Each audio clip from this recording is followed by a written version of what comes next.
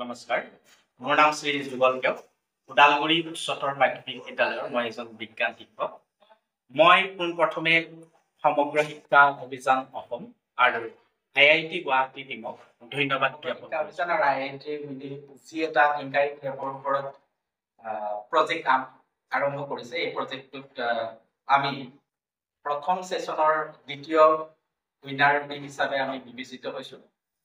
আসলতে আইআইটি গুৱাহাটীয়ে যোৱা কেইবছৰমানৰ পৰাই টিংকাৰিং লেবৰ ওপৰত এটা ট্ৰেইনিং আৰম্ভ কৰিছে। সেই ট্ৰেইনিঙৰ কাৰ্যসূচী 2024 চনৰ জানুৱাৰী মাহত মই প্ৰথমটো ট্ৰেইনিং সেশন ওদালগুৰি উচ্চতৰ মাধ্যমিক বিদ্যালয়ৰ পৰা আইআইটি গুৱাহাটীত গৈ অংশগ্ৰহণ কৰিছিলোঁ। তাৰপিছত এডন ট্ৰেইনিং প্ৰগ্ৰেম এটা 2025 চনৰ মে মাহত অনুষ্ঠিত কৰিছিল, তাতো মই অংশগ্ৰহণ কৰিলোঁ।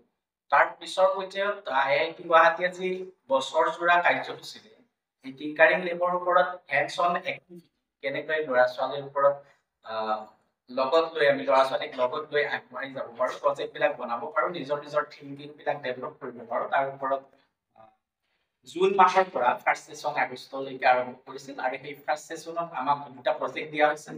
তাৰে প্ৰথম প্ৰজেক্টটো আছিলে বল লাঞ্চাৰ, এইটো আমাৰ আছিলে প্ৰেক্টিছ প্ৰজেক্ট। আৰু তাৰ পিছৰ পৰ্যায়ত আমাক এটা competition design making competition project এটা দিলে। এই প্ৰজেক্টটো আছিলে ষ্টেচনাৰী বক্স। আৰু সেই ষ্টেচনাৰী বক্সটো আমাৰ টিমটোৱে সুন্দৰভাৱে নিজৰ প্ৰতিভা প্ৰদৰ্শন কৰি এটা ষ্টেচনাৰী বক্স নিৰ্মাণ কৰি উলিয়াইছিল। আৰু সেই নিৰ্মাণ কৰা ষ্টেচনাৰী বক্সটোৱে আইআইটি গুৱাহাটীত গোটেই বিদ্যালয়ৰ ভিতৰত আমি দ্বিতীয় স্থান লাভ কৰিবলৈ সক্ষম হৈছোঁ। সেইকাৰণে মই পুনৰবাৰ আইআইটি গুৱাহাটী আৰু সমগ্ৰ শিক্ষা অভিযান অসমক আমাৰ টিমৰ ফালৰ পৰা ধন্যবাদ জ্ঞাপন কৰিছোঁ।